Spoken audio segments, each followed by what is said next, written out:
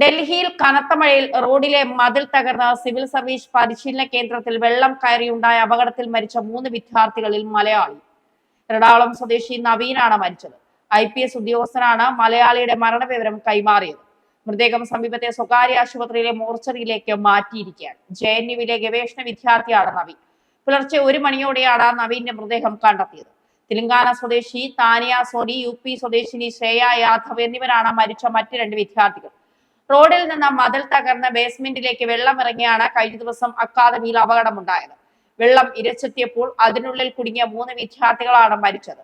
സംഭവത്തിൽ ഡൽഹി പോലീസ് കേസെടുത്തിട്ടുണ്ട്. 2 പേരെ പോലീസ് കസ്റ്റഡിയിലെടുത്തു.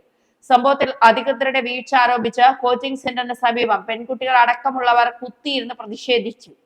ഇവിടേക്ക് മാർച്ച് നടത്താനുള്ള വിദ്യാർത്ഥികളുടെ ശ്രമവും പോലീസ് തടഞ്ഞു. തുടർന്ന് വിദ്യാർത്ഥികളും പോലീസും തമ്മിൽ ഉന്തുതള്ളുമുണ്ടായി.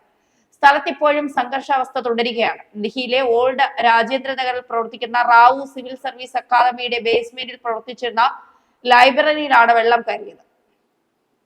കനത്ത മഴയെ തുടർന്ന് ഓടയിലും റോഡിലും ഉണ്ടായ വെള്ളം ബേസ്മെന്റിലേക്ക് ഒഴുകിയിറങ്ങുകയായിരുന്നു.